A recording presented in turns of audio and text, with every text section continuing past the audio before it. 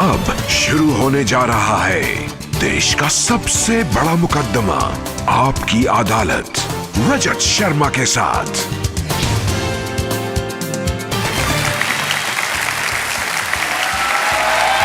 नमस्कार, thank you very much, thank you. तो आइए शुरू करते हैं आपकी अदालत में आज का मुकदमा। आपकी अदालत में आज मेरे मेहमान हैं एक ऐसी शख्सियत जो दुनिया के बड़े बड़े मुल्कों के बड़े बड़े नेताओं के साथ डील करते हैं। 40 साल डिप्लोमेट रहने के बाद ये नेता बन गए, राजनीति में आ गए। पुराने ज़माने के लोग इन्हें जितना पसंद करते हैं, मेरी रिसर्च बताती है कि आज के ज़माने के, नए ज़माने के लोग भी इन्हें अपना उस्ताद मानते हैं। प्लीज वेलकम भारत के विदेश मंत्री एस जयशंकर।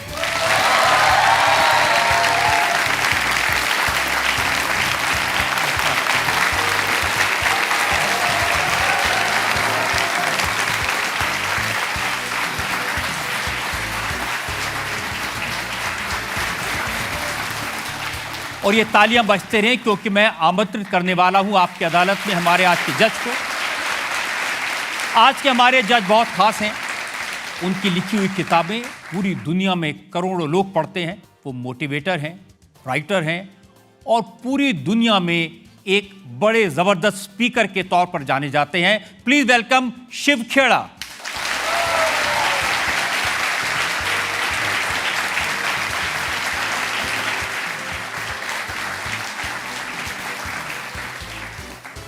और इससे पहले कि आपकी अदालत में आज का मुकदमा शुरू करें, इल्जामात और सवालात का सिलसिला शुरू करें, आज के जज शिव खेड़ा की इजाजत चाहेंगे आज की कार्रवाई शुरू करने के लिए। कार्रवाई शुरू की जाए।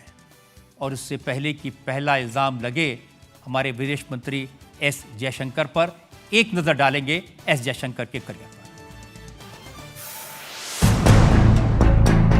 भारत के विदेश मंत्री डॉक्टर एस जयशंकर देश के सबसे अनुभवी और सबसे एक्टिव डिप्लोमैट्स में से एक हैं। डॉक्टर जयशंकर ने 38 साल तक एक डिप्लोमैट के तौर पर काम किया। इस दौरान डॉक्टर जयशंकर 3 साल तक फॉरेन सेक्रेटरी रहे। जब डॉक्टर मनमोहन सिंह प्रधानमंत्री थे तो उन्होंने डॉक्टर जयशंकर को अमेरिका में भारत का राजदूत नियुक्त किया। डॉक्टर जयशंकर लंबे समय तक चीन में भारत के एम्बेसडर रहे। विदेश मंत्रालय में अपने लंबे करियर में डॉक्टर जयशंकर ने मॉस्को, कोलंबो, बुडापेस्ट और टोक्यो की एम्बेसीज में भी डिप्लोमैटिक जिम्मेदारियां संभाली। डॉक्टर जयशंकर ने यूनिवर्सिटी ऑफ दिल्ली के सेंट स्टीफेंस कॉलेज से ग्रेजुएशन किया, जेएनयू से मास्टर्स की डिग्री ली और डॉक्टरेट किया। नटवर सिंह के बाद डॉक्टर एस जयशंकर दूसरे डिप्लोमैट हैं जिन्हें एक्सटर्नल अफेयर्स मिनिस्टर बनने का अवसर मिला। डॉक्टर जयशंकर कई भाषाओं के जानकार हैं, राइटर हैं, संगीत में रुचि रखते हैं, गुजरात से राज्यसभा के मेंबर हैं। प्रधानमंत्री मोदी के favourite diplomat doctor S Jaishankar आपकी अदालत में अपनी पैरवी खुद करेंगे। तो आइए शुरू करते हैं आज का मुकदमा। डॉक्टर जयशंकर, आप पर पहले इल्जाम लगाऊं इससे पहले पूछना चाहता हूं कि मैं एक डिप्लोमेट से बात कर रहा हूं या एक पॉलिटिशियन से? आज मैं कहूँगा ज़्यादातर आप माने पॉलिटिशियन से डील कर रहे हैं, पर 40 साल जो डिप्लोमेट की ट्रेनिंग है ना, वो जाती थी। तो आइए शुरू करते हैं आज का मुकदमा। आपकी अदालत में पहला इल्जाम एस जयशंकर। आपकी अदालत में भारत के विदेश मंत्री डॉक्टर एस जयशंकर पर इल्जाम है कि ये डिप्लोमेसी का इस्तेमाल पॉलिटिक्स चमकाने के लिए करते हैं। जयशंकर जी, अब ये तो आप मान दे रहे हैं कि डिप्लोमेट से ज़्यादा पॉलिटिशियन बन गए आजकल। G20 की सफलता की हमने ज़बरदस्त कहानियाँ सुनी। अमेरिका के प्रेसिडेंट ने, जो बाइडेन ने तारीफ़ की, रशिया के प्रेसिडेंट ने भी तारीफ़ की, आए नहीं तो भी खुश हैं। यहाँ तक कि मैंने पढ़ा कि चाइना ने भी तारीफ़ की कि भारत ने कितना बड़ा रोल प्ले किया। लेकिन हमारे लालू यादव जी कहते हैं कि पैसा बर्बाद कर दिया, इतना खर्चा कर दिया, भारत को क्या मिला? देखिए ऐसा है, लालू जी की तो हम सब लोग आदर सम्मान तो करते ही हैं, आप सब जानते हैं ना। और आपने अब बाइडेन और पुतिन का नाम लिया तो ये भी स्वाभाविक है कि आप लालू जी का नाम भी साथ ही साथ लेंगे। तो हमारे बारे में जो अच्छे शब्द जो बोले जा रहे हैं, ये ही एक सबूत है कि एक किस्म से हमें मिला क्या। पर आप अगर सामान्य नागरिक की दृष्टि से देखें, पहली बात G20 में जो कहते हैं स्किल्स मैपिंग, कि हर देश में, खासकर हमारे जैसे देश में युवा पीढ़ी होती है, उनके पास टैलेंट होता है, कुछ इंजीनियर हैं, कोई डॉक्टर है, कोई आर्किटेक्ट है, कोई चार्टर्ड अकाउंटेंट है। तो दुनिया की स्किल्स मैपिंग हो रही है। इस G20 के कारण एक किस्म से भारत के युवा पीढ़ी के लिए ग्लोबल वर्क प्लेस जो है, इसके दरवाजे और खुल जाएंगे। तो ये एक उदाहरण। मैं आपको दूसरा उदाहरण देता हूँ। जो भी हमारे मेहमान आए, उन्होंने भारत की क्षमता देखी। अगर मैं कहूँगा कि वो 2 दिन में अगर एक किसी बात की चर्चा हुई, सबसे ज़्यादा चंद्रयान की हुई। खाली बार दूसरे लोगों ने 5G स्टैक की बात की, लोगों ने हमारे वैक्सीन की बात की, पर सबसे ज़्यादा जो प्रभाव जो दुनिया के माइंड में हुआ वो चंद्रयान का था।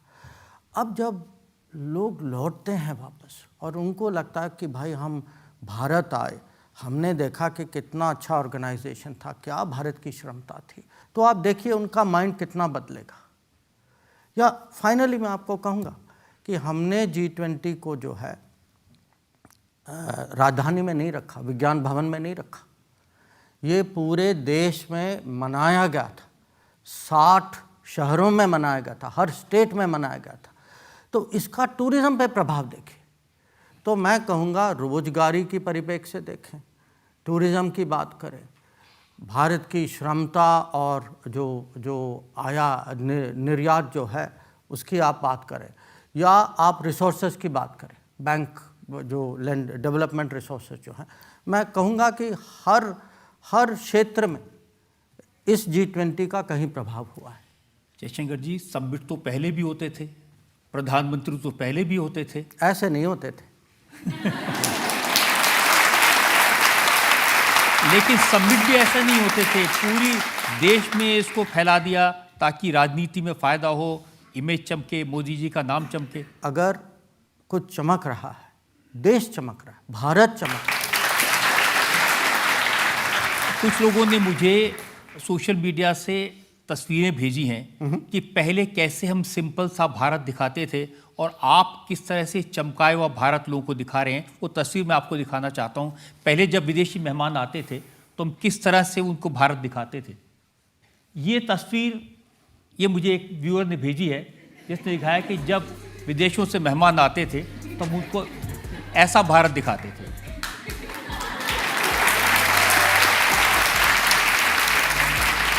और अब जो आपने भारत दिखाया वो बिल्कुल अलग चमका हुआ है। तो ये वो भी दिखाइए ना। अच्छा, वो भी मैं आपको दिखाऊंगा। ये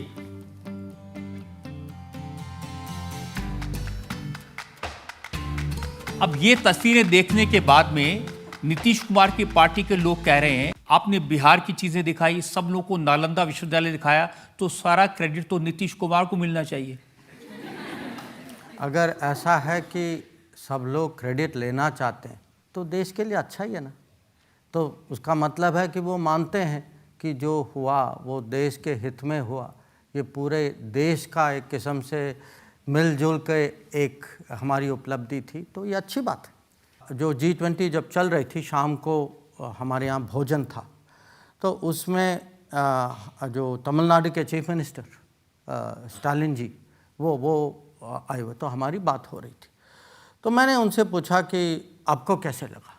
तो जिस गर्व से उन्होंने बात की ना कि हमारे राज्य में 10 इवेंट हुए, हमारा कार्यक्रम इतना अच्छा था, तो मैं कहूँगा कि अगर आप उनसे पूछें या ममता जी से पूछें या आप जो हमारे राजस्थान के चीफ मिनिस्टर जो थे अशोक गहलोत जी, वो आए तो नहीं थे, पर मुझे पता कि वो चाहते थे कि और इवेंट्स हो वहाँ आप राजस्थान में। उनकी तारीफ करके उनके लिए मुसीबत खड़ी कर देंगे। नहीं नहीं, ऐसा देखिए, मैं राजनीति में मैंने एंटर तो कर चुका हूँ, पर आप जानते हैं कि मैं पॉलिटिशियन नहीं हूँ, तो मैं जो मेरे अंदर जो है मैं साफ साफ मैं कभी कभी आप प्रकट कर अपने लेता हूँ। डबल रोल का पूरा फायदा उठाते हैं। देखिए क्रेडिट मुझे लगता है कि सबको मिलना चाहिए। कहाँ मिल रहा पूरे है? देश केजरीवाल को जी कह रहे हैं कि हमने दिल्ली की इतनी सफाई कर दी, चमकाया, हमें कोई क्रेडिट नहीं दे रहा। नहीं, देखिए क्रेडिट जो है पूरे देश को मिल रहा है, और सबसे ज़्यादा देश का नेता कौन होता है? प्रधानमंत्री होता है। ये तो स्वाभाविक है। तो जब वो प्रधानमंत्री को क्रेडिट देंगे, वो अपने आप को भी क्रेडिट दे रहे साथ ही साथ कि हमने भी उनका साथ दिया है। प्रधानमंत्री इस पूरे माहौल में कैसे लग रहे थे, उसको लेकर के मेरे पास वीडियो आपको दिखाना चाहता हूं और Please. दर्शक देखें।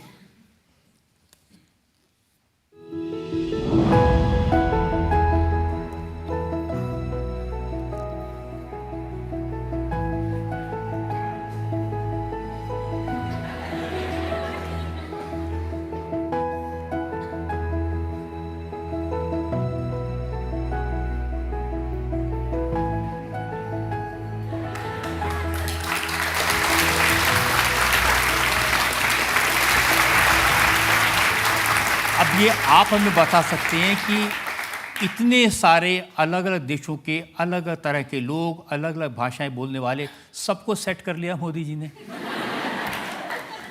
सच तो है, नहीं सच तो है। बट देखिए, एक तो मोदी जी जिनसे भी वो मिलते हैं, कहीं वो कॉमन पॉइंट ढूंढ लेते हैं। मुझे उनके साथ माने दुनिया में घूमते हुए करीब 10 साल हो गए, और मैंने देखा है कि इन 10 सालों में, और ये एक ऐसे प्रधानमंत्री थे, जब वो प्रधानमंत्री बने, आपको याद होगा रजत जी, कि लोगों ने कहा कि अरे ये तो इनको तो कोई विदेश नीति पे तो कुछ जानकारी है नहीं, पता नहीं ये कैसे संभालेंगे, क्या करेंगे। अब वही प्रधानमंत्री आप देखिए कि इनकी सक्सेस क्या रही है, और इसका कारण है कि वो बहुत एक किस्म से बहुत ओपन माइंडेड नेता हैं, जो लोगों के साथ कनेक्ट बनाते हैं। अब देखिए, जैसे जो बाइडन, हम तो सोचते थे मोदी जी की और ट्रंप की दोस्ती है। जो बाइडन ट्रंप को हरा के आए, वो भी इनके दोस्त बन गए। अब ये तो मानना पड़ेगा ना, ये मोदी जी हैं, तो ऐसा है। और नहीं, आप तो उनकी बात करें, उनके पहले ओबामा भी थे। तो एक किस्म से मोदी जी का एक कैरेक्टर है कि जिनके साथ भी वो कांटेक्ट में आते हैं ना, आप देखेंगे और खुद आप परिचय से। एक बार उन्होंने मुझे बताया था कि डोनाल्ड ट्रंप से उनकी दोस्ती हुई, कैसे उन्होंने उनका व्हाइट हाउस दिखाया, लेकिन जो बाइडन से कैसी हुई, ये तो आप बता सकते हैं। पहले जो उनकी मुलाकात जो हुई वो 2014 में हुई। उस समय जो बाइडन जो हैं उपराष्ट्रपति थे, और वो मोदी जी का पहला दौरा था यूएस में।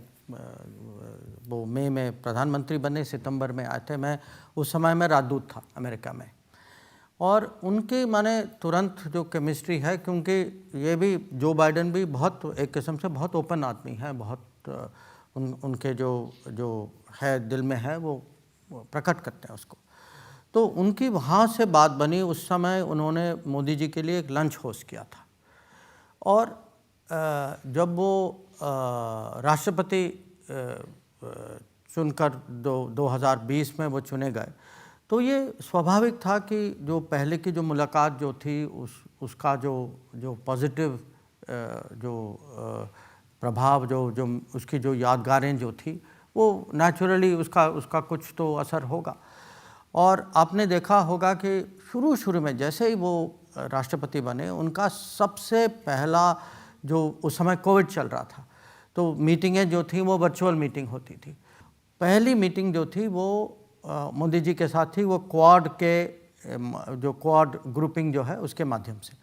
तो और जब वो मिले तो मुझे, क्योंकि दोनों जो हैं देखिए पॉलिटिक्स में बहुत अनुभवी हैं। अगर आप आज डेमोक्रेटिक पॉलिटिक्स में देखें, डेमोक्रेटिक पॉलिटिक्स में मैं कहूँगा मोदी जी सबसे अभी सीनियर होंगे प्रेसिडेंट और प्राइम मिनिस्टर के तौर पे।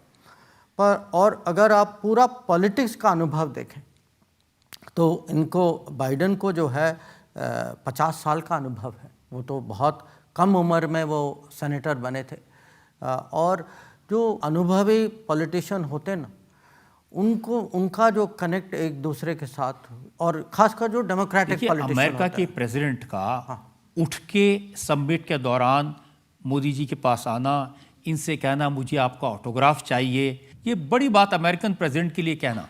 उन्होंने ये भी कहा जो जापान में जब वो ऑटोग्राफ की बात कर रहे थे कि इनकी पॉपुलैरिटी रेटिंग देखिए, तो दूसरे पॉलिटिकल लीडर्स को महसूस होता है कि 10 साल के बाद अगर आपकी पॉपुलैरिटी रेटिंग 70% से ज़्यादा हो तो साहब ये कमाल की बात है, उनको लगता है। और जैसे मैंने कहा, एक तो वो रेस्पेक्ट, दूसरा ये भी है कि जब वो भारत आते हैं, भारत के बारे में पढ़ते हैं, जो उनको जानकारी होती है, तो वो देखते हैं कि पिछले 10 साल में परिवर्तन क्या हुआ है और परिवर्तन का कारण क्या है। अब परिवर्तन का कारण है कि आज जो है हमारे यहाँ जो आत्मविश्वास जो बढ़ी है, हमारी क्षमता उसके कारण बढ़ी है, और ये बढ़ी है क्योंकि वो लीडरशिप। तो इटली के प्राइम मिनिस्टर हैं, उनके साथ मोदी जी की तस्वीरें बहुत वायरल हो रही हैं सोशल मीडिया पे, और वो कहती हैं कि Narendra Modi is the most loved leader in the world.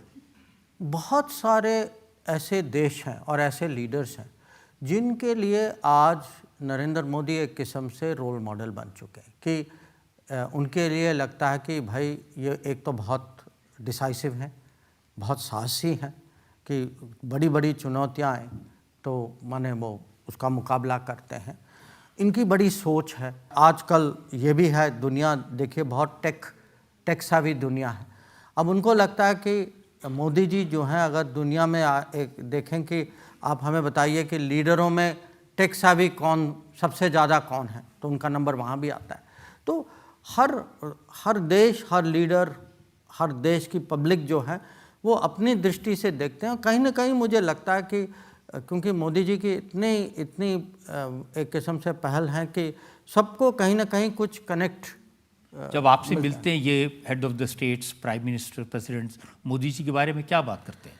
देखिए, मेरे लिए तो सबसे बड़ी प्रॉब्लम होती है कि आते हैं सब और सब मिलना चाहते हैं। मैं टाइम मैनेजर भी हूँ तो मेरे लिए थोड़ी सी प्रॉब्लम भी हो जाती है कि सबको कैसे मिलाएं, इसको कैसे ऑर्गेनाइज करें, पर सब में वो मिलने की रुचि तो है।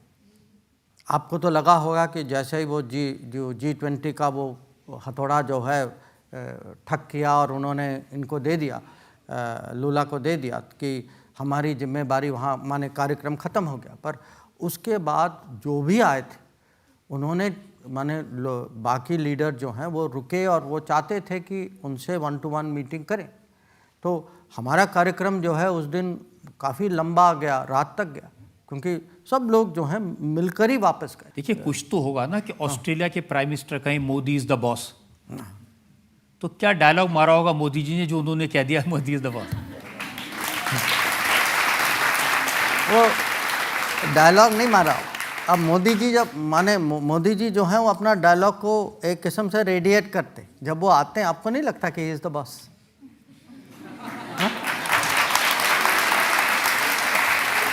जो सऊदी अरब के प्रिंस हैं सलमान, इनको बहुत कम मुस्कुराते देखा है, लेकिन मोदी जी के साथ वो ठाका मार के हंसते हैं। आज जो हैं सऊदी अरेबिया के राजकुमार, वो अपने आप को देखते हैं कि मैं सऊदी अरेबिया का एक किस्म से मॉडर्नाइज़र हूँ, कि ये देश जिसकी पहले की छवि आप जानते हैं, ये जो हैं इन्होंने बहुत सारे क्षेत्रों में बहुत प्रगति की है कि जो वुमेंस राइट्स, उनको जो फ्रीडम देना, जो वहाँ नए इंफ्रास्ट्रक्चर बनाए, नए शहर बना रहे हैं। तो एक किस्म से आज जो सऊदी अरेबिया में जो हो रहा है बहुत बड़ा परिवर्तन हो रहा है। अब ऐसे लोगों को लगता है कि अगर हम दुनिया में देखें और कहीं रोल मॉडल हो, कहीं दूसरे का कोई ऐसा कुछ एक्सपीरियंस, अनुभव हो जहाँ से हमें कुछ मिलता है, तो अब उनके मन में था कि आप लोगों ने डिजिटल में, क्योंकि एक चीज़ मैं आपको बताऊं, अगर जब मैं बाहर जाता हूं, दुनिया में भारत में जो परिवर्तन आ रहा है, खासकर डिजिटल में जो आ रहा है, इसके बारे में दुनिया में बहुत क्यूरियोसिटी, लोग जानना चाहते हैं कि आपने अब बहुत सारे देशों के पास वैक्सीन थे, आपने वैक्सीनेशन कैसे करा? क्योंकि ऐसे देश हैं, ये विकसित देश हैं, जहाँ वो बड़े मात्रा में वैक्सीनेशन नहीं करा पाए। या लोग देखते हैं कि आज अगर ये आपको मुद्रा में लोन मिलता है, अगर 40 करोड़ लोगों को लोन मिलता है, या अन्न योजना में आपको अनाज मिलता है, 80 करोड़ लोगों को अनाज मिलता है, जब उनको पता है कि यहाँ की लीकेज जो है, जो हमारी परंपरा थी, राजनीतिक परंपरा थी लीकेज की, अब लीकेज अगर बंद हो गया है तो वो जानना चाहते हैं। मैं तो कुछ बाकी लीडरों से सुन चुका हूँ कि हमारे यहाँ भी लीकेज होती है, हम भी बंद करना चाहते हैं। तो एक ने तो पूछा कि इसका टेक्नोलॉजी क्या? मैंने कहा टेक्नोलॉजी तो डिजिटल, पर दूसरा टेक्नोलॉजी मोदी जी। तो एक तस्वीर पूरी दुनिया ने देखी, 20 से ज़्यादा कंट्रीज़ के हेड्स राजघाट पर खड़े हैं चारों तरफ, और जब वो वहाँ आ रहे हैं तो प्रधानमंत्री मोदी और जो बाइडेन आगे आगे हैं, सब लोग पीछे पीछे आ रहे हैं। तो ये आइडिया किसका था कि राजघाट पर सबको ले जाएंगे? नहीं, इसमें दो चीज़ें थी। ये मोदी जी का आइडिया था कि क्योंकि गांधी जी का एक किस्म से मैं कहूँगा अब दुनिया के सबसे आइकॉनिक फिगर है, तो जब भारत आए तो इनको ये तो उचित होगा कि सब लोग जो हैं अपनी श्रद्धांजलि देने के लिए वहाँ जाएं। और ये मुझे लगा कि ये बहुत ही नेचुरल चीज़ है, उनको भी लगा कि और मैं कहूँगा कि बहुत लोगों ने इसकी बहुत सराहना की कि देखिए हमने सुना था, मैंने पिक्चरें देखी थी और खुद वहाँ मैंने जो इमोशनल फील जो हुआ वहाँ जाकर, इसके बारे में वो लास्ट सेशन में, तीसरे सेशन में बहुत लोगों ने जिक्र किया। अब देखिए कांग्रेस के नेता शिकायत कर रहे हैं कि हमारे गांधी जी को भी कब्जा कर लिया मोदी जी ने। अरे अब इनका मैं क्या कहूँ कि शिकायत करने वाले शिकायत करते रहेंगे, काम करने वाले काम करते रहेंगे। और जो अभी जो है, मैं आपको एक बार और कह रहा हूँ, देखिए ये G20 जो है ये राजनीति का मामला नहीं है, ये देश का मामला है। जो कोई भी भारत का नागरिक उसको प्राउड फील करना चाहिए। राजनीति का मामला तो है, इसकी वजह से विरोधी दलों के नेता आपस में लड़ रहे हैं। अधीर रंजन चौधरी ने ममता बनर्जी से पूछा आप क्यों गई वहाँ पर, और आप वहाँ गई तो अमित शाह और योगी आदित्यनाथ के साथ टेबल पर क्यों बैठ गई? भाई ये डेमोक्रेसी है, इसमें अलग अलग राजनीतिक दल के लोग साथ मिलजुल के काम करते हैं, बैठ के भोजन भी खाते हैं। और अगर कोई आया वो इसीलिए आए क्योंकि ये पूरे देश का इवेंट था। अगर आपकी सोच इतनी छोटी हो कि जिस समय आपको देश के कुछ उपलब्धि पे गर्व होना चाहिए, उसको अगर आप इसको राजनीति बना लें, अब इसका क्या उत्तर हो सकता है? शशि थरूर तो डिप्लोमेट हैं, उन्हें तो पूरी दुनिया देखी। उन्होंने कहा कि बहुत अच्छा काम किया, बहुत कमाल किया, लेकिन इसका फ़ायदा आप राजनीति में उठाएंगे, पॉलिटिक्स होगी। अब 2024 का इलेक्शन होगा तो इसकी वजह से बहुत वोट मिलेंगे। 2024 में जो होगा वो तो होगा कि सरकार की रिकॉर्ड क्या है, कि ये तो डेमोक्रेसी में होना चाहिए ना। तो मुझे लगता है कि जो 24 का चुनाव जो है वो जो मोदी सरकार जो है एक किस्म से उनके रिकॉर्ड पे भारत की जनता जो है वो आशीर्वाद देगी। तो अब ये नहीं है कि अगर एक दिन चुनाव होगा तो उसका मतलब है कि हमें कुछ भी नहीं करना चाहिए। मुझे लगता है कि एक समय था जब हमारी सोच बड़ी नहीं थी, जब कुछ भी हम काम करते थे हम माने मिनिमम करते थे, बड़े झुक के करते थे, कोई माने इसमें कोई कॉन्फिडेंस नहीं था। अब ज़माना बदल गया। ये खाली पॉलिटिक्स नहीं बदला, खाली मोदी जी और मोदी सरकार नहीं बदली, मुझे लगता पूरा भारत बदल गया। अब जयशंकर जी यही तो प्रॉब्लम है विरोधी दलों की। पहले चंद्रयान की ग्लोरी मोदी जी को मिल गई, G20 की ग्लोरी मिल गई, अब राम मंदिर की ग्लोरी मिल जाएगी, तो चुनाव तो जीत ही जाएंगे। देखिए अब ये उनको ये भी सोचना चाहिए और आपको भी सोचना चाहिए, ग्लोरी मिलती क्यों? ग्लोरी ये देखिए, ये नहीं था कि सब काम अपने आप हो जाता है। अगर G20 में सफलता पाई इसका भी कहीं ना कहीं कुछ मेहनत भी होगा ना। और पूरी दुनिया कह रही थी कि जॉइंट डिक्लेरेशन नहीं हो पाएगा। तो ठीक है, उसी पे बात करते हैं हम। ये लगा बार बार कि जॉइंट डिक्लेरेशन नहीं होगा, और ये था बहुत मुश्किल काम था कि इस आज की दुनिया की स्थिति में सर्वसहमति बनाना आसान नहीं था। और क्या होता, पिछले माने समिट के 2-3 दिन पहले जब नेगोशिएशन चल रही थी, तो वो हमें कहते थे हमारी टीम कि भाई हो चुका है, 1 घंटे बाद कहते थे कि नहीं, वो फिर से मामला खुल गया। तो ये ऐसे ही चलता गया। तो अंत में क्या हुआ कि जो फाइनल जो हमें कंक्लूड करना था, हमें लगा कि कुछ थोड़े ही देश हैं, उनसे हमें माने हाईएस्ट लेवल में बात करनी होगी, डायरेक्टली बात करनी होगी, उनको समझाना होगा कि भाई ये सबके हित में है कि ये G20 सफल रहे। क्योंकि अगर हम उस जो यूक्रेन के मामला पे अगर सहमति नहीं बना पाएंगे, जो बाकी जो काम जो दिया है हम उस पर भी पानी फेर रहे हैं। तो इसमें जब ज़रूरत पड़ती है तो हमारी टीम ने मुझे कहा, मैं मोदी जी के पास गया तो मैंने उनको कहा कि देखिए ये 1, 2, 3 हैं, इनसे आपको डायरेक्टली बात करना होगा। और वो गए, उन्होंने बात की। तो एक किस्म मैं कहूँगा कि जो सहमति जो बनी, जो बाहर अब ये बात तो पहली बार पता चली कि मोदी जी ने बात की, इसलिए जॉइंट डिक्लेरेशन साबित हो नहीं, मैं ये देखिए, ये वहाँ एक बड़ा लाउंज होता है, इस कमरे से 2 गुना 3 गुना बड़ा, और सब लोग थे वहाँ मीटिंग शुरू होने के पहले। और उनको पता था कि वो खुद माने जाकर लोगों को, बाकी लीडरों से बात कर रहे हैं। तो उन्होंने सबको समझाया कि ये जो अगर आपको कहीं कॉम्प्रोमाइज़ करना है, थोड़ा कहीं कुछ मानना है तो मान लीजिए, क्योंकि जो टोटल पैकेज जो है ये सबके हित में है। और एक शब्द के कारण या एक कहीं वाक्य के कारण आप पूरा नतीजा को आप इसको नहीं रोके।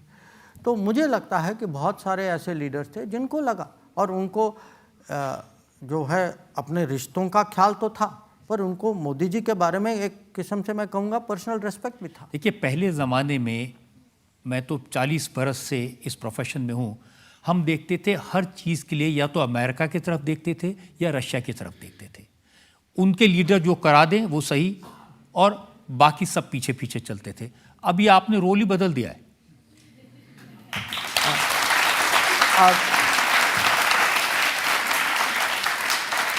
अब आप ये कहना चाह रहे हैं कि ज़माना बदल गया, तो मैं मानता हूँ ज़माना बदल गया। कि अभी जो है ज़माना बदल गया या आपने बदल दिया?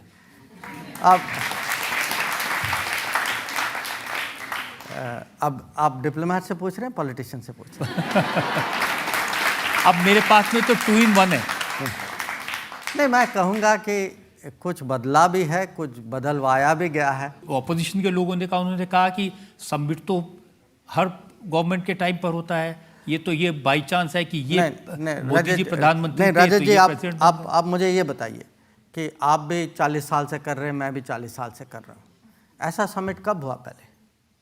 क्योंकि पिछला समिट जो जिसका जिक्र करते हैं लोग, 1983 में वो नॉन अलाइंड समिट हुआ था। मैं था वहाँ, मैं जूनियर ऑफिसर था, मैं खुद था वहाँ। उस समय का भारत जो है और इस समय का भारत, इसमें बहुत इतना फ़र्क आया है।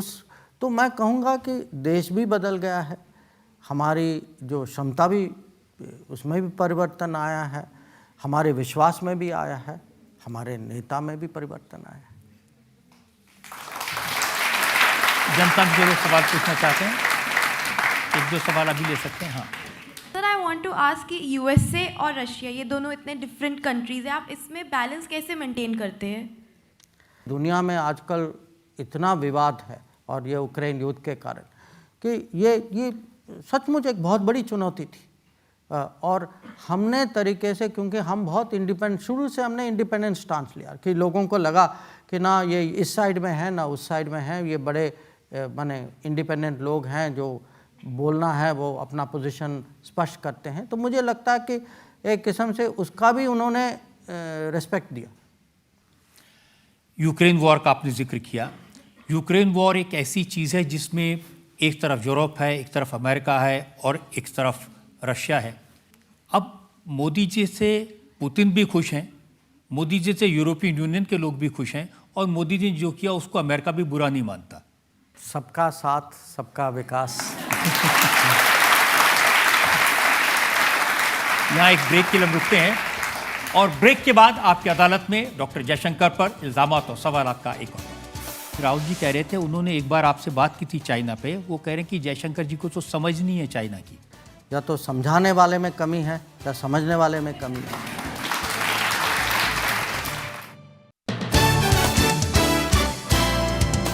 Welcome back. आपकी अदालत में आज हम मुकदमा चला रहे हैं भारत के विदेश मंत्री डॉक्टर एस जयशंकर पर। आपकी अदालत में अगला। आपकी अदालत में भारत के विदेश मंत्री डॉक्टर एस जयशंकर पर आरोप है कि ये चीन से डरते हैं।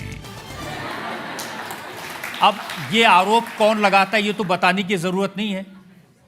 हमारे राहुल गांधी जी वो थोड़े दिन पहले लद्दाख गए थे, और वहाँ वो पेंगोंग लेक पर गए, और उन्होंने देखा हमारी हज़ारों किलोमीटर ज़मीन पर चीन ने कब्जा कर लिया है, चीन ने ले ली है, और आप कुछ कर नहीं रहे।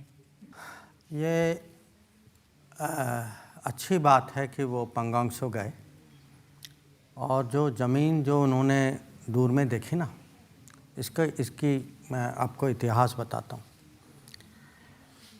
1959 में चीनी आए वहाँ, और 59 और 1962 के बीच में 3 साल में उन्होंने उस एरिया को कब्जा कर लिया था। जो 1962 वॉर में वहाँ एक बहुत मशहूर जगह है खुरनाक फोर्ट। ये जगह अभी नहीं गई, ये जगह 62 में गई। तो जब वो चीन की बात करते हैं और ज़मीन की बात करते हैं, सबसे पहले तो सोचना चाहिए कि अगर भारत की ज़मीन गई, और ज़मीन गई 38,000 किलोमीटर गई, कब गई? 62 में गई। वो तो कह रहे हैं कि मोदी जी ने दे दी सारी ज़मीन शी जिनपिंग को 1962 में। तो देखिए 2020 में चाइना जो है, उस समय कोविड चल रहा था, हम लोग लॉकडाउन में थे। तो चाइना ने क्या किया कि जो हमारे उनके साथ 93 और 96 के 2 एग्रीमेंट हैं। तो ये एग्रीमेंट के तहत दोनों साइड जो हैं फ़ौज को बड़ी संख्या में border line of actual control के पास नहीं ला सकते। ये हमारे बीच में ये लिखित समझौता है, और अगर आप लाएंगे तो आपको पहले बताना होगा। अब ये समझौता हमने नहीं किया, ये तो उस समय का है, 30 साल पुराना। उस समय हम जो नरसिम्हा राव जी के सरकार की बात करते हैं। अब हो सकता है कि उनके मन में हो कि हम उसका, क्योंकि कोविड चल रहा था, हम उसका काउंटर डिप्लॉयमेंट नहीं कर पाएंगे। तो मोदी जी ने तय किया कि अगर हमें कोई चीन से खतरा है तो हमें जो है काउंटर डिप्लॉय करना चाहिए। और उन्होंने उस समय पूरे एयरफोर्स और हमारे रेल सिस्टम और रोड सिस्टम की ताकत लगाई, और खाली एयरफोर्स से हमने 70,000 माने हमारे जवान जो हैं उनको एयरलिफ्ट किया। हमने टैंक्स को भी एयरलिफ्ट किया। हमने जो बड़े बड़े गन्स जो हैं, ट्रक्स, सबको, क्योंकि उस समय वहाँ अप्रैल के समय में बर्फ़ होती, तो वहाँ रोड भी। और आप जानते हैं कि जो जब तक मोदी जी आए तब तक ये बॉर्डर इंफ्रास्ट्रक्चर जो है इस पर कोई ध्यान ही नहीं दे रहा था। उस समय यूपीए के सरकार के समय माने वो रिकॉर्ड पे गया, कहा गया कि अगर आप बॉर्डर को ऐसे ही छोड़ दें तो चीनी भी नहीं आ पाएंगे वहाँ। ये इनकी सोच थी। अब क्योंकि बॉर्डर इंफ्रास्ट्रक्चर का किसी ने ध्यान नहीं दिया, तो अब ठीक है, पिछले 10 साल में काफ़ी प्रगति आई है, पर डिप्लॉय करना इतना आसान नहीं था। पर तब भी 2020 में हमने हज़ारों की संख्या में वहाँ हमने फ़ौज भी भेजी, हथियार के साथ भी भेजी, डिप्लॉयमेंट करवाया। तो अगर आज कोई वहाँ मुकाबला कर रहा है, जो हो रहा है, ये मोदी सरकार के निर्णय के कारण हो रहा है। तो और अगर ज़मीन की इतनी फ़िक्र है, और होनी भी चाहिए, मुझे भी ज़मीन की बहुत फ़िक्र है, पर ज़मीन की अगर इतनी फ़िक्र है, जो 38,000 किलोमीटर वो तो 62 में गया, उसके बाद तो हमें चिंता करनी चाहिए थी ना। तो अगर मैं ओलंपिक्स जाऊं चाइना तो मुझे ज़मीन की बात तो करनी चाहिए थी। अब मुझे पता नहीं कि ज़मीन की बात की या नहीं की। देखिए, आपने इतने अच्छे से समझा दिया कि चाइनीज़ आए लेकिन हमने भी बराबर का डेवलपमेंट किया। लेकिन राहुल जी कह रहे थे, उन्होंने एक बार आपसे बात की थी चाइना पे, वो कह रहे हैं कि जयशंकर जी को तो समझ नहीं है चाइना की। अब मैं क्या कहूँ, या तो मैं समझा नहीं पाऊँ, या तो समझाने वाले में कमी है या समझने वाले में कमी है। अब हो सकता है कि कसूर मेरा हो, मैं मानता हूँ, मैं हो सकता है कि वो बहुत माने ज्ञानी आदमी है, चतुर आदमी है। लेकिन आप तो काफ़ी समय रहे हैं चाइना में। हाँ, मैं करीब 4.5 साल में राजदूत था वहाँ। तो मैंने अभी तक मेरा रिकॉर्ड सबसे लंबा है वहाँ। तो भी आपको चाइना समझ नहीं आया? देखिए, नहीं, हो सकता है कि वो 4.5 साल मैं उनके साथ बिता लेता तो समझ आ जाता कुछ। एक बात देश की जनता बड़े साफ लफ्ज़ों में जानना चाहती है। मोदी जी ने साफ साफ कहा कि चाइना ने हमारी 1 इंच भी ज़मीन पर कोई कब्जा नहीं किया, कोई आया नहीं। लेकिन बार बार अलग अलग क्वार्टर से, जिसमें राहुल गांधी भी है, जिसमें दूसरे लोग भी हैं, इंटरनेशनल मीडिया में भी ये कहा जाता है कि चीन ने हमारी ज़मीन पर कब्जा किया है मोदी जी के प्रधानमंत्री बनने के बाद। फैक्चुअल पोजीशन क्या है? क्या होता है कि हमारी फ़ौज जो है आम तौर पे अपने अपने कैंप पे रहती है, उनके बेस कैंप होते हैं। कैंप से निकलकर वो पेट्रोलिंग करते हैं। अब तो आप समझिए कि एक लाइन है, हम लाइन के इस दक्षिण में हैं ज़्यादातर, हाँ, और इसमें काफ़ी माने कैंप और जो लाइन के बीच में डिस्टेंस जो है काफ़ी ज़्यादा होता है। उनके साइड में भी वही स्थिति है। उनके साइड में कुछ जगहों में कम है, क्योंकि उन्होंने पिछले 40 साल में अपना इंफ्रास्ट्रक्चर बना लिया था। हम पिछले 10 साल में ही माने एक किस्म से उसका मुकाबला कर रहे हैं। हमारे में भी इम्प्रूव हो रहा है, पर उनकी इंफ्रास्ट्रक्चर जो है, क्योंकि उनको कुछ लीड टाइम था उनके पास। अब क्या हुआ है कि 2020 के बाद दोनों साइड जो हैं फॉरवर्ड डिप्लॉय हो चुके हैं, कैंप से बाहर जा चुके हैं। और नॉर्मली क्या होता है, फ़ौज में आप जाते हैं, पेट्रोलिंग करके वापस आ जाते हैं। यहाँ जो है आप बाहर जाकर वहाँ आपने अपना प्रेजेंस माने टेंट में हो या कुछ और परमानेंट हो, आप वहाँ एक किस्म से पोस्ट बचा, आमने सामने आ गई जिसको कहते हैं। हाँ। तो अभी जो है, अगर आप देखें पिछले 3 साल में कुछ बहुत सारे जगह थे जहाँ बिल्कुल हम नज़दीक आ चुके थे। और गलवान में जो घटना जो हुई वो इसीलिए हुई क्योंकि दोनों साइड जो हैं बिल्कुल नज़दीक आ चुके थे। अब हमारी कोशिश और उनकी भी कोशिश है पिछले 3 साल में कि हम दोनों जो हैं अब हमारे फॉरवर्ड डिप्लॉयमेंट को माने अपने पोस्ट में वापस। नहीं, देखिए, अगर कब्जा नहीं किया चाइना ने हमारी ज़मीन पर, हमने चाइना की ज़मीन पर कब्जा नहीं किया, तो ये 19 बार मीटिंग किस लिए हो रही है? नहीं, 19 बार मीटिंग इसीलिए हो रही है क्योंकि दोनों साइड फॉरवर्ड डिप्लॉयड हैं, हाँ, और बहुत नज़दीक आ चुके हैं। और जब फौज जो है हथियार के साथ पूरे अलर्ट माने उस समय, और तनाव का माहौल है, तनाव के माहौल में पूरे हथियार के साथ अगर फॉरवर्ड डिप्लॉयमेंट हो तो वहाँ कुछ दुर्घटना होने की जो चांसेस जो हैं वो ज़्यादा है। तो ये किस्म से अगर हम ये चलता जाएगा तो ये चांस हो सकता है कि जो पहले जो भी हुआ वो होने की संभावना है। तो अभी जो नेगोशिएशन है कि साहब आप जो हैं इतना आप जाएंगे पीछे, इतना मैं जाऊंगा पीछे। और ये माने नई बात नहीं है। अगर आप इसका इतिहास जानना चाहेंगे, पहली बार जो हम ऐसी स्थिति में आई है 1958 में आई, और वो भी उत्तराखंड में आई। एक जगह है बाराहोटी। अब बाराहोटी में क्या हुआ कि दोनों साइड आगे बढ़े और फिर कुछ समझौता हुआ। उस समझौता में उस समय भारत की सरकार ने तय किया कि हम थोड़ा माने पीछे हटेंगे और एक किस्म से वहाँ पेट्रोलिंग नहीं होगी। जो 1980s में 1980-90s में जो 1986 में एक सुमदुरोंगचू नाम के जगह में अरुणाचल प्रदेश में, वहाँ खबर आई कि चाइनीज़ घुस के आ गए हैं। तो वहाँ 86 से 95 तक 9 साल नेगोशिएशन हुए। 9 साल के बाद समझौता हुआ और उस समझौता के तहत हम लोगों ने कुछ पोस्ट पीछे लिया, उन्होंने भी कुछ पोस्ट पीछे लिया। तो जब भी ये तनाव होता है और फॉरवर्ड डिप्लॉयमेंट होती है, तो जब तक इसका कुछ नेगोशिएटेड समझौता नहीं होता तो कोई भी साइड पीछे हटना नहीं चाहिए। देखिए, आप तो चाइना को अच्छी तरह जानते हैं, क्यों वो बार बार ये शरारत करते हैं? हमारे आपस में बाउंड्री क्या है, क्या होनी चाहिए, इस पे विवाद तो है, पर मेरे लिए जो है चिंता का विषय भी है। थोड़ा मैं कहूँगा कि मैं सोचता हूँ कि कहीं इसमें रणनीति भी है कि जब समझौते हो चुके हैं, कि ये हो सकता कि आप कहें कि भाई मुझे लगता मेरा ज़मीन है, मैं कहता हूँ नहीं मेरा है। ये पिछले 50-60 साल से ये विवाद चल रहा है।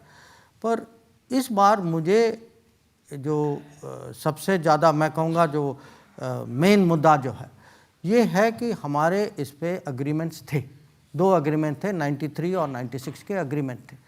एग्रीमेंट के तहत उनको जो है फ़ौज किसी भी बॉर्डर एरिया में फ़ौज बड़े संख्या में लाना नहीं चाहिए था, और अगर उन्होंने जानबूझ के इसका उल्लंघन किया है, और यह जानबूझ के किया, क्योंकि गलतियां हो जाती, गलतियां अगर होती हैं कि 100 की हो जाती हैं, ज़्यादा से ज़्यादा 1000 की हो जाती हैं, 10 हज़ारों में गलतियां नहीं होती, ये कोई प्लान होता है, कोई ऑर्डर होता है। तो जब उन्होंने इसका उल्लंघन किया, उसका मतलब है कि उनके मन में है कहीं कुछ दबाव डालने का, और दबाव का उत्तर जो है यही है कि हमें जो है उसका मुकाबला करना। तो इसका मतलब तो ये लगाया जा रहा है कि मोदी जी चीन से डरते हैं? इसका नहीं, बल्कि उनकी कोशिश है हमें दबाव डालने की, और हमारा उत्तर है कि हम जो हैं काउंटर डिप्लॉय कर चुके हैं, हमारी फ़ौज खड़ी है। अगर आप दुनिया से पूछेंगे, अगर दुनिया में अगर एक देश चीन के साथ माने हेड टू हेड जो मुकाबला कर रहा है, ये भारत है। और आप ही ये सोचिए कि कोविड के समय में फ़ौज को मोबिलाइज करके भेजना मुश्किल काम। हाँ, उस समय हमने इसकी ज़्यादा चर्चा नहीं की थी, क्योंकि हमें लगा कि ये राष्ट्र सुरक्षा का मामला है, ये माने इसमें पब्लिक के डिबेट में लोग माने इसमें हमारा फ़ायदा नहीं होगा। तो जो ट्रूप्स की मूवमेंट जो है ये बहुत बड़ी संख्या में हुई, और अगर आज कोई दुनिया में चीन के मुकाबले में साथ माने आंख से आंख मिला के खड़ा है तो हम खड़े। जयशंकर जी, जब नरेंद्र मोदी प्रधानमंत्री बने तब से लेके अब तक 18 बार 1-to-1 मीटिंग हो चुकी हैं शी जिनपिंग के साथ। उन्होंने उनको भारत भी बुलाया, झूला भी झुलाया, उनको कोई ऐसा सम्मान नहीं था जो न दिया हो, कोई ऐसा रिश्ता नहीं था जो बनाने की कोशिश ना हो, लेकिन रिश्ता तो नहीं बना। इसका मतलब कूटनीति में हर देश चाहता है कि दूसरों के साथ, खासकर जो अगर पड़ोसी हैं तो उनके साथ रिश्ते अच्छे हों, ये तो स्वाभाविक है। कभी कभी ऐसे पड़ोसी होते हैं जहां आपको कूटनीति के अलावा ज़मीन में भी कुछ इसकी तैयारी करनी चाहिए। अब अगर आप पिछले 10 साल में देखें कि फ़र्क क्या आया है, फ़र्क है कि 2014 के बाद अगर आप बॉर्डर इंफ्रास्ट्रक्चर में देखें कि प्रगति क्या हुई है, जो रोड बनने का काम जो है, जो टनल बनने का काम जो है, ये जो ब्रिज बनने का काम जो है, ये करीब 2 गुना, 3 गुना, 4 गुना बढ़ा है। अगर आज हमारी ये डिप्लॉयमेंट हो रही है, ये 2014 के समय या उसके पहले नहीं हो सकती थी। हमारे पास वो लॉजिस्टिक, वो रास्ते ही नहीं थे वहाँ जाने के लिए, और वहाँ मेंटेन करना। आप सोचिए कि वहाँ टेम्परेचर जो है -20, -30, पूरे साल में इतना बर्फ़ जमा हुआ है। वहाँ तो पानी लोग जो हैं बर्फ़ पिघाल के पानी पीते हैं। तो उसकी कठिनाई देखिए, और उस कठिनाई के बावजूद अगर इस संख्या में हम फ़ौज को डिप्लॉय कर चुके हैं और उसको वहाँ मेंटेन कर चुके हैं, ये तो प्रशंसा की बात होनी चाहिए। और अभी जब, और ये भी समझिए कि देखिए ये मुकाबला जो है अभी ये जारी है। अब जब जारी है और आप फॉरवर्ड डिप्लॉयमेंट कर चुके हैं। अगर आपके यहाँ लोग कहें कि अरे भाई आप तो हार गए, आप तो डर गए, आपको क्या लगता है कि फौज का हौसला इसके कारण बढ़ेगा? आप 62 में जब युद्ध हुआ था तो देश जो है सब ने एक साथ, जब भी हमारे यहाँ 62 में कारगिल में जब हुआ, पहले जहाँ भी कुछ देश संकट के समय में गुजरा तो उस समय लोगों ने अपने राजनीतिक विवादों को साइड में कर कर सब एक मिलजुल के उन्होंने उसका सामना किया। ये दुर्भाग्य की बात है कि अभी इस समय सपोर्ट देने के बजाय इसमें आलोचना हो रही है। आलोचना वो भी माने बेबुनियाद कि आप ऐसी ऐसी चीज़ें कह रहे हैं जो आपको खुद पता है कि ये अभी की चीज़ नहीं है, यह 62 की चीज़ है। आप जानते हैं कि कुछ समय पहले एक वो चाइनीज़ आजकल गांव भी बसा रहे हैं बॉर्डर, वो लाइन पे अब इसका बहुत हल्ला हुआ कि अरे अरुणाचल में एक गांव उन्होंने, ये मॉडल विलेज कहते हैं इसको। अब यही जगह जो है 1959 में चाइना ने कब्जा किया था, इसमें पूरे पार्लियामेंट में चर्चा हुई थी इसके बारे में 1959 में। लेकिन अरुणाचल पर तो एक मैप उन्होंने रिलीज कर दिया जो भारत के लिए ठीक नहीं है। नहीं, उनका पूरा अरुणाचल प्रदेश के बारे में नीति ठीक नहीं है। मैप को छोड़िए आप, मैप तो हमें बिल्कुल नामंजूर है, क्योंकि ज़मीन हमारा है, उन्होंने कुछ अपने नाम वाम दिए हैं, उनके नामकरण से ज़मीन हमारा तब भी होता है, तो वो अलग बात है।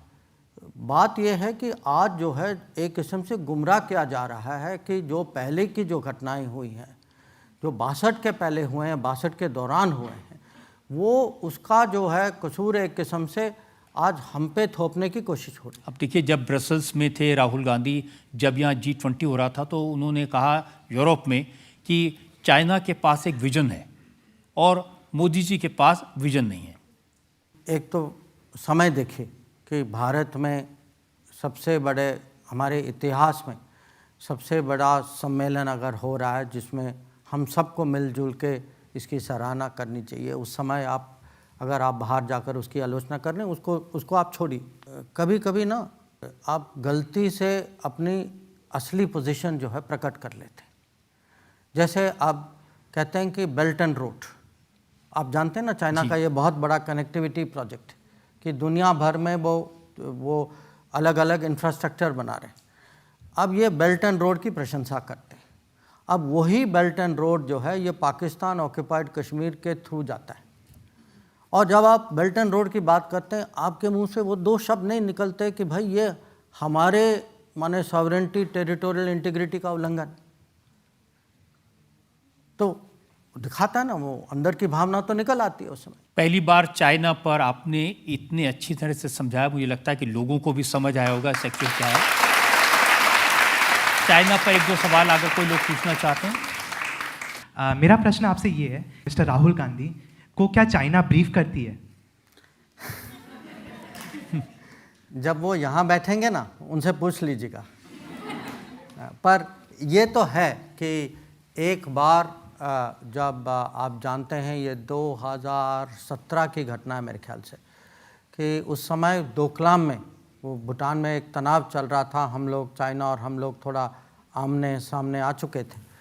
तो उस समय उनकी एक मीटिंग हुई थी चाइनीज़ एम्बेसडर के साथ, और हम लोग हैरान थे कि भाई भारत की फ़ौज चाइना के बिल्कुल माने आमने सामने खड़ी है। अगर आपको ब्रीफिंग चाहिए तो उस समय मैं राजनीति में नहीं था, मैं विदेश सचिव था, कि अगर ब्रीफिंग चाहिए तो हमें बुला लेते, हम आपको बता देते कि हो क्या रहा है। आपको चाइनीज़ एम्बेसडर से ब्रीफिंग लेने की क्या ज़रूरत थी? तो अब हर आदमी की अपनी, सबका कहीं झुकाव होता है। नहीं तो आपको क्या लगता है कौन उनको ये सब फीड करता है, ऐसी ऐसी बातें? मुझे पता नहीं, और जो चीज़ मुझे पता नहीं मैं नॉर्मली उस पर बोलता लेकिन नहीं। पता लगाना चाहिए आपको। एक और ब्रेक के रुकेंगे, और ब्रेक के बाद आपकी अदालत में एस जयशंकर पर इल्जाम और सवालात का एक और। पहले तो हम कहते थे पाकिस्तान ये सब करवा रहा है, ISI ये सब करवा रहा है, अब तो वहाँ खुद खाने के लाले पड़े हुए, वो क्या करवाएंगे?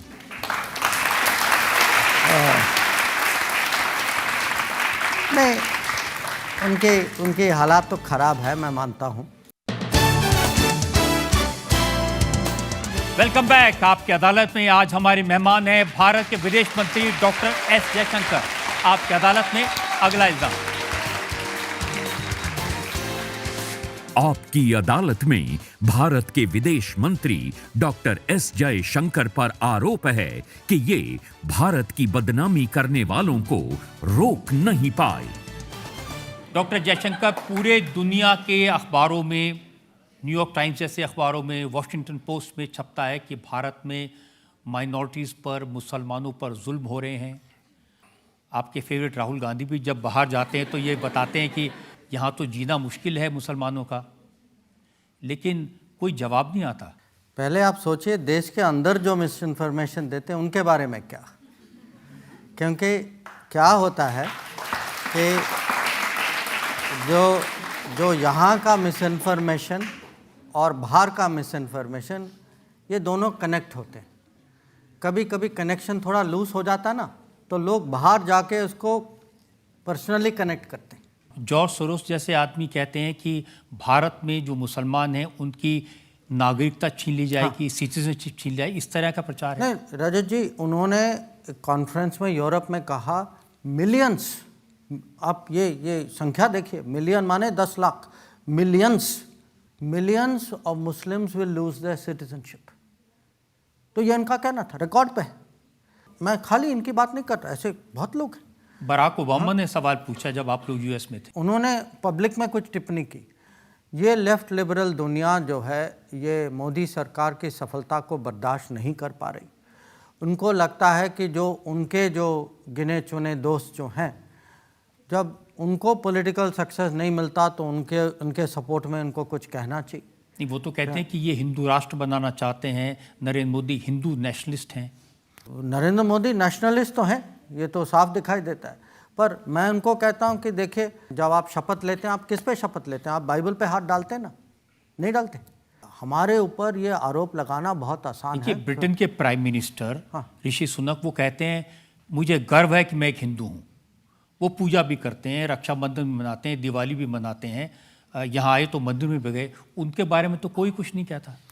ये एक किस्म से पॉलिटिकल अटैक, ये पॉलिटिकल अटैक है। आप कोई भी ये जो वेस्टर्न न्यूज़पेपर देखेंगे ना, वो कहेंगे Hindu nationalist Modi government. Okay, तो आप अपने बारे में क्यों नहीं कहते? आप कहिए कि क्रिश्चियन डेमोक्रेट जो भी है, या क्रिश्चियन जो भी पार्टी, और इसका मुकाबला एक किस्म से होगा जब हम दिखाएंगे भारत में कि भारत की पब्लिक जो है सरकार पे विश्वास करती है। और हमारे यहाँ सरकार ने क्या नहीं किया कि लोगों को अनाज दी, लोन दिए, फाइनेंशियल पैसे लोगों के बैंक अकाउंट में पैसे डाले, आवास योजना के तहत घर दिए, लोगों को हेल्थ एक्सेस दिया, ये जन आरोग्य योजना आयुष्मान भारत में, लोगों को पेंशन दी, किसानों को फर्टिलाइज़र और बीजों के लिए जो सम्मान निधि में पैसे दिए। आप मुझे बताइए कि यहाँ क्या भेदभाव था इस पे? ऐसा क्या सिचुएशन था जो कोई कह सकता कि भाई मेरा नाम फलाना ये है, इसके कारण मुझे नहीं मिला? ऐसा नहीं था। इसकी चर्चा ये विकसित दुनिया में होती नहीं। और मुझे बिल्कुल विश्वास है कि भारत की जनता जो है इसको पहचानती है। मैं आपकी बात मानता हूँ कि जो योजनाएं हैं सरकारों की, कहीं भी हिंदू मुसलमान के बीच में भेदभाव नहीं किया जाता, लेकिन मुसलमानों के बारे में एक इम्प्रेशन ज़रूर उनके दिलों में क्रिएट हुआ है कि जैसे ये सरकार हमारे खिलाफ है। कभी मॉब लिंचिंग की घटनाएं होती हैं, कभी राइट्स होते हैं, तो उनको लगता है कि हमारे खिलाफ ही ज़्यादा एक्शन लिया जाता है। आपको क्या लगता है कि उन देशों में ऐसे इंसिडेंट्स नहीं होते? पर आप देखिए उसको कैसे मैनेज करते हैं, उसको कितना वो खुद चढ़ाते, नहीं चढ़ाते उसको। आप देखिए यूरोप में क्या हो रहा है, यूके में क्या हो रहा है, यूएस में क्या हो रहा है।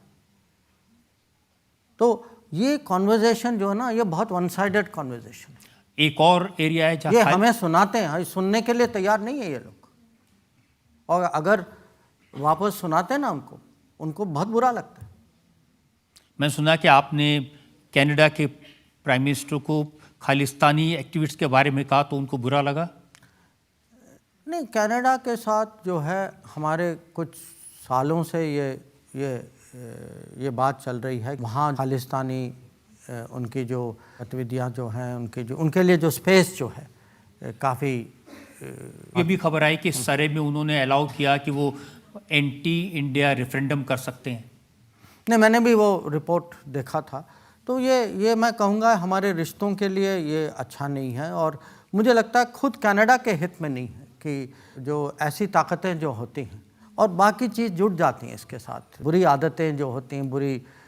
लेकिन देखिए ना, इतनी हिम्मत बढ़ जाए कि लंदन में हमारे हाई कमीशन पर वो खालिस्तान का झंडा लगा दे, खून तो खोलेगा। हमने जो है बहुत स्ट्रांगली इसको यूके गवर्नमेंट के साथ मामला उठाया था, और उन्होंने अब अपने साइड से हाई कमीशन की सुरक्षा को बढ़ाया है। उन्होंने जिन का हाथ था उसमें, उनके खिलाफ मेरे ख्याल से कुछ अब केस भी जारी किया है। FIR हमने यहाँ दर्ज कर ली, अब यहाँ से थोड़ी पुलिस वहाँ खालिस्तानियों को पकड़ने के लिए जाएगी। यूके में जो मुझे जानकारी मिली है, वहाँ भी कुछ केस शुरू हुआ है, और हमें FIR दर्ज करना चाहिए, क्योंकि अगर जो हुआ है वो भारत के ज़मीन में हुआ है। जो हाई कमीशन जो है वो भारत का ज़मीन। पहले तो हम कहते थे पाकिस्तान ये सब करवा रहा है, ISI ये सब करवा रहा है, अब तो वहाँ खुद खाने के लाले पड़े, वो क्या करवाएंगे?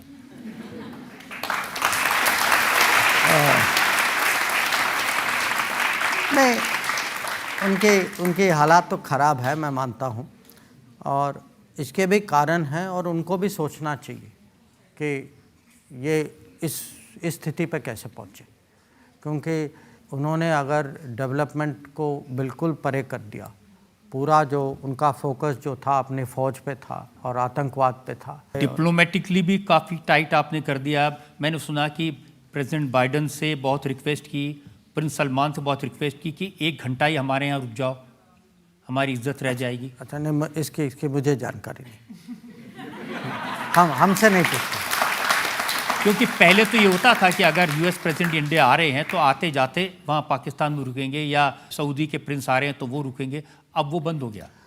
देखिए, वो एक किस्म से ऐसी परंपरा थी, और ये थी क्योंकि लोग जो हैं इंडिया पाकिस्तान को, मैं 1950-60s की बात कर रहा हूँ, 70s की भी थोड़ी बहुत, लोग जो हैं हमें एक किस्म से एक स्तर पे मानते थे। तो जब, और ये आपने देखा होगा कि सालों से जो भी यहाँ आता था, जो वहाँ आता था, माने एक जगह तो दूसरी जगह उनको जाना ही पड़ता था। पर पिछले मैं कहूँगा 9-10 साल से ये प्रक्रिया जो है ये बंद हो गई है, और आजकल लोगों का इंटरेस्ट, क्योंकि दुनिया, देखिए दुनिया का क्या इंटरेस्ट है, दुनिया का इंटरेस्ट है कि टेक्नोलॉजी में है, टैलेंट में है, इकोनॉमी में है, सुरक्षा में है। उनको लगता है कि भाई ये देश जो है, अगर दुनिया में इतनी सारी प्रॉब्लम्स हैं, ये कम से कम कुछ तो करेंगे हम सब के साथ मिलजुल के।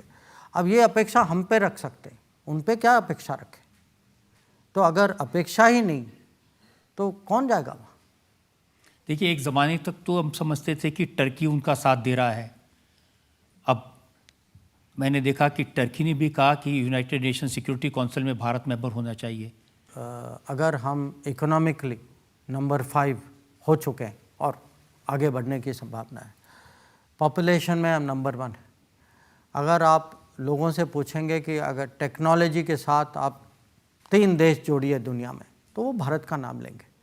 तो हमारी जो है छवि बदल चुकी है, लोग समझते हैं, हर देश समझता है, खासकर जो जिम्मेदार देश जो होते हैं। अब तुर्की जो है G20 का सदस्य है, तो उनको ये समझ है कि भारत का योगदान क्या होना चाहिए, और खुद का अनुभव है, उन्होंने देखा कि उनके यहाँ भूकंप आया, हम लोग जो है सबसे पहले देश थे, सब पहले देशों में थे जो वहाँ गए, और हमारे वो डिज़ास्टर रेस्क्यू टीम ने वहाँ एक फील्ड हॉस्पिटल की उसको स्थापित किया, वहाँ बहुत लोगों का इलाज किया। हमारी जो टीम जो डॉग स्क्वाड जो होती है, उन्होंने कुछ लोगों को बचाया भी वहाँ।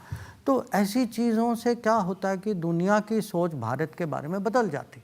तो आपके यहाँ कुछ तो फीलिंग होता होगा ना? तो पाकिस्तान का कुछ फ्यूचर है?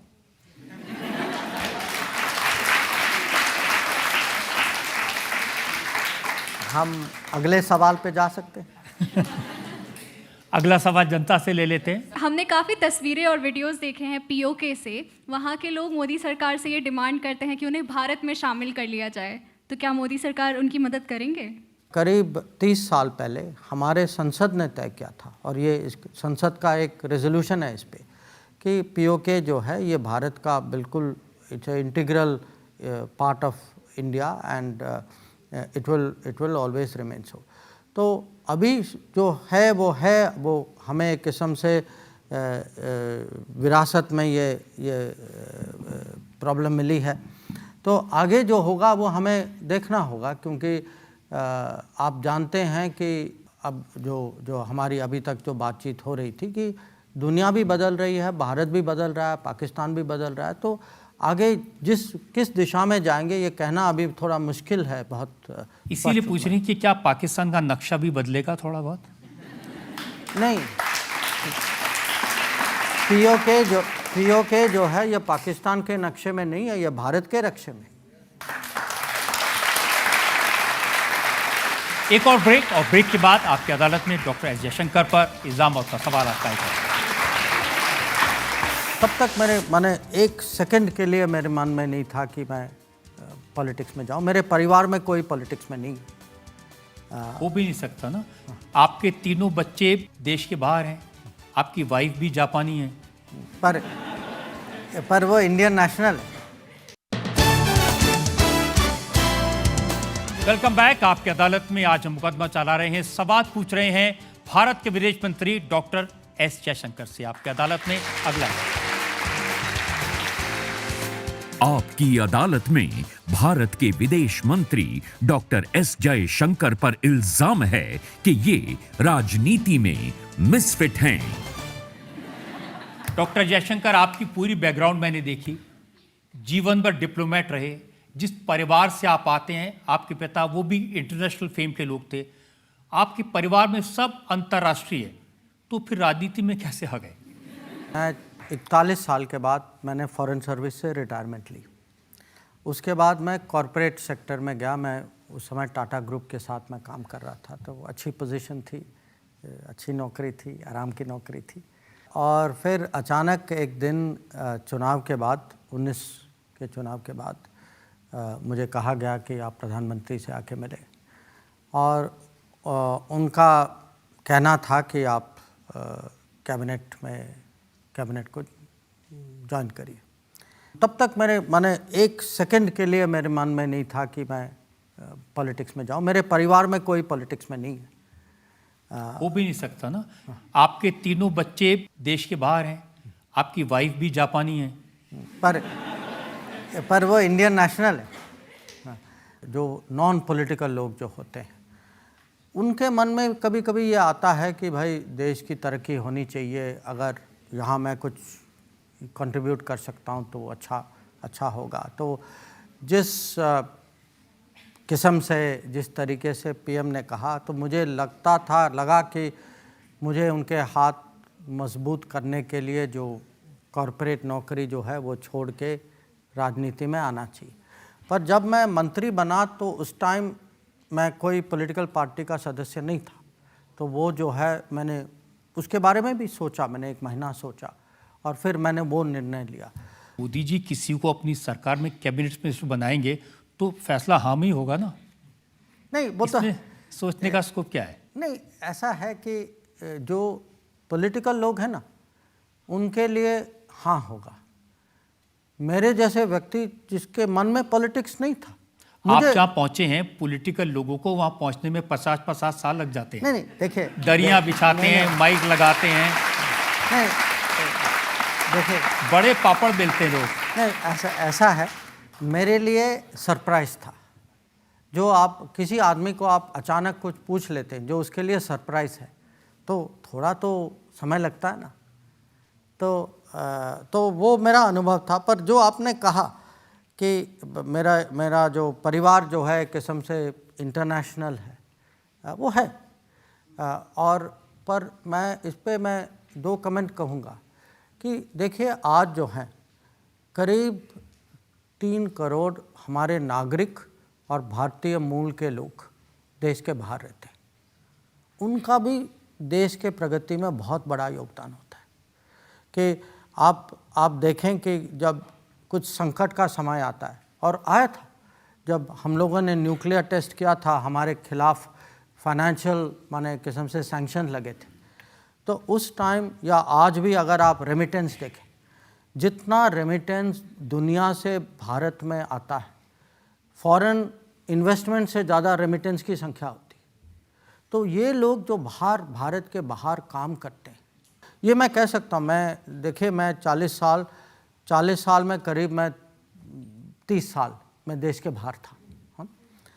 जब देश के बाहर कोई आदमी होता है ना, देश के बारे में ज़्यादा सोचता है। और मेरे केस में तो मैं विदेश सेवा में था, 4 जगह मैं राजदूत था।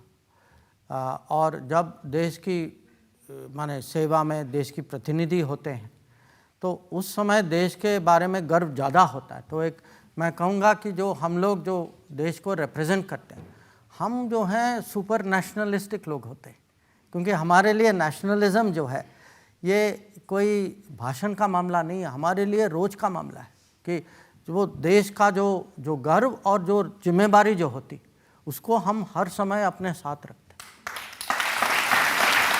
तो इसीलिए जब मोदी जी विदेश जाते हैं तो वो इंडियन डायस्पोरा के लोगों को एड्रेस करते हैं।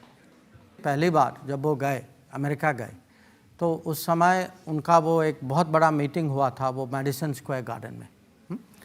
तो और उसको एक किस्म से मॉडल मीटिंग बनाया गया। उसके बाद जहाँ भी जाते हैं अभी भी उसके समान कुछ मीटिंग करने की कोशिश करते हैं।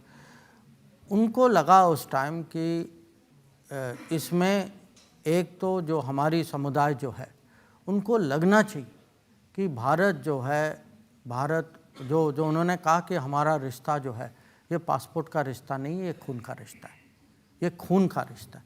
और एक किस्म से उन्होंने ये इमोशनल बॉन्ड बनाया उनके साथ। तो ये जो 3 करोड़ भारतवासी जो और या भारत मूल के लोग जो हैं, उनको लगता है कि भाई ये देश जो है हमें भूला नहीं है, आज भी हमारी देश में इस कीमत है, हमारी आदर सम्मान करते हैं लोग। तो ये मैं कहूँगा ये बहुत अच्छी बात है। और हमारे लिए अगर आप राष्ट्रहित के परिप्रेक्ष्य से देखें, ये हमारे लिए बहुत अच्छी बात। लेकिन मैं देख रहा हूँ धीरे धीरे आप राजनीति के गुर सीख भी रहे हैं। आप देख रहे हैं कि भाई आजकल बजरंग बली का ज़माना है, तो आपने भी अपनी बातों में बजरंग बली को डिप्लोमेट कहना शुरू कर दिया है। नहीं, वो तो देखिए वो राजनीति नहीं है, वो तो मेरा शुरू से विश्वास है कि जो अपने इतिहास और अपनी परंपरा को समझने में और दुनिया के सामने प्रस्तुत करने में मेरा हर समय इंटरेस्ट रहा है। तो जैसे मैंने कूटनीति के बारे में मैंने एक किताब लिखी है जहाँ मैंने श्री कृष्ण जो हैं उनका जो कूटनीति के साथ संबंध क्या था, उनका योगदान क्या था, महाभारत में उनकी महत्व क्या थी, ये अब दुनिया के सामने रखें तो बहुत सारे ऐसे लोग हैं जो इससे परिचय नहीं। तो भगवान कृष्ण डिप्लोमेट थे और हनुमान जी वो भी डिप्लोमेट, वो श्रीलंका गए, अब उनको एक मिशन दिया गया, मिशन से ज़्यादा वो कर पाए, माँ सीता को खोज भी पाए, उनके साथ कम्युनिकेट भी किया, रावण के शहर को जला भी गए वो। अब ये डिप्लोमेसी की पूंछ में आग लगा के लंका जला दी। तो ये जो है मुझे लगता है कि आजकल ना हम इकोनॉमिक्स पे बहुत बल देते हैं, पॉलिटिक्स पे बल देते हैं और देना भी चाहिए, पर कभी कभी कल्चर में भी देना चाहिए कि अगर हम अपनी संस्कृति, अपनी विरासत, अपनी परंपरा, हम लोग अगर इसकी प्रशंसा नहीं करें तो दुनिया कैसे करे। मोदी जी कभी छुट्टी नहीं लेते, तो उसकी इस एनर्जी का सीक्रेट क्या है सर? देखिए ऐसा है, मोदी जी का एनर्जी का सीक्रेट तो मैं नहीं जानता, मैं अपनी एनर्जी का सीक्रेट जानता हूं कि अगर मैं उनके साथ हूं तो मेरी एनर्जी आ जाती है।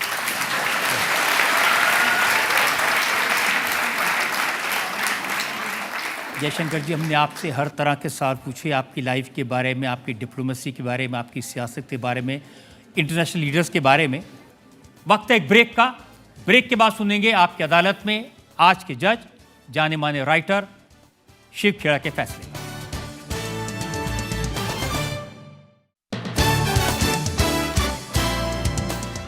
Welcome back. आपकी अदालत में आज हमने मुकदमा चलाया भारत के विदेश मंत्री डॉक्टर एस जयशंकर पर।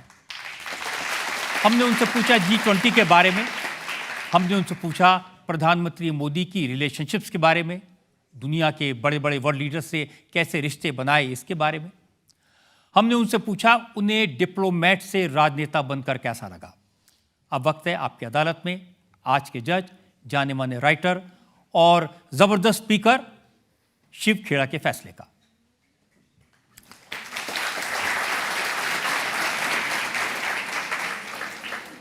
रजत जी, आपकी मशहूरी है बहुत दूर दूर तक, आप बहुत खतरनाक सवाल पूछते हैं। और दूसरी बात यह है कि जयशंकर जी आज एक नया रूप देखा, ये खतरों के खिलाड़ी हैं साहब ये तो। और आज ट्रायल एक जज की हो रही है, लेकिन मैं तो यही कहूँगा कि जयशंकर जी का मैं बहुत एक बड़ा फ़ैन हूँ। इनको मैंने बहुत जगह पर इंटरव्यू में देखा है, और सबसे बड़ी चीज़ ये है कि इन्होंने जब भी किसी फॉरेन मिनिस्टर से या डिप्लोमेट से बात की है, उनको इनके अगर पॉलिसी सही नहीं लगी तो इन्होंने बहुत सीधा जवाब दिया है। डबल रोल नहीं खेला, सिंगल रोल खेला हमेशा। और सिंगल जवाब दिया है। सबसे अच्छी इनकी खासियत ये, आज भी इन्होंने जो जवाब दिए आपको बहुत सीधे सीधे जवाब दिए। इनको डिकोड नहीं करना पड़ा, ये कह रहे थे इसका मतलब क्या है, ये कह रहे थे इसका मतलब क्या है, कभी सोचना नहीं पड़ा, बिल्कुल सीधे जवाब दिए। और जिस तरीके से आपके सवाल कम्युनल थे, चाइना पे थे, सभी इस तरीके से इन्होंने सवाल उनको हैंडल किया है। मैं तो यही कहूँगा कि लुकिंग एट हिस्ट्री, पिछले कई साल यूक्रेन जैसे इन्होंने संभाला, इंडिया का फॉरेन पॉलिसी देखी, और इन्होंने यही कहा लोगों को कि आपको सूट करता है नहीं करता है आपकी मर्जी है, लेकिन मैं जो भी डिसीजन लेता हूँ अपने देश के हित में लेता हूँ। सबसे बड़ी बात तो यही है। और मेरे हिसाब से तो इन्होंने कहा कि खून का रिश्ता है। साहब, हमने एक चीज़ सीखी है, खून के रिश्ते में और प्यार के रिश्ते में बहुत फ़र्क होता है। प्यार के रिश्ते बनाने के लिए संस्कार चाहिए, अहंकार नहीं चाहिए साहब। और वो इन्होंने दिखाया है बहुत अच्छे तरीके से। मेरे हिसाब से ये एक सिर्फ फॉरेन मिनिस्टर नहीं है, एक देशभक्त हैं। और हमारे देश को शायद पहला ऐसे फॉरेन मिनिस्टर मिला है who is a patriot first and foreign minister second in this country. और मैं बहुत बहुत बधाई देता हूँ, बल्कि मैं अपने प्रधानमंत्री को भी बधाई देता हूं जिन्होंने ऐसा फॉरेन मिनिस्टर चुना है। और सभी इल्ज़ामों को देखते हुए मैं इनको बाइज़्ज़त बरी करता हूं। Thank you very much.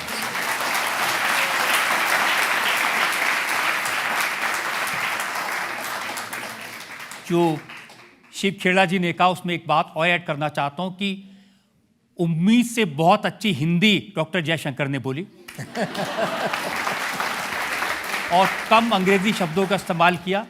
हमारी दुआ है वो इसी तरह से जनता की सेवा करते रहें, राजनीति में अपने डिप्लोमेसी के गुणों का इस्तेमाल करते रहें और बुलंदियों तक पहुँचें।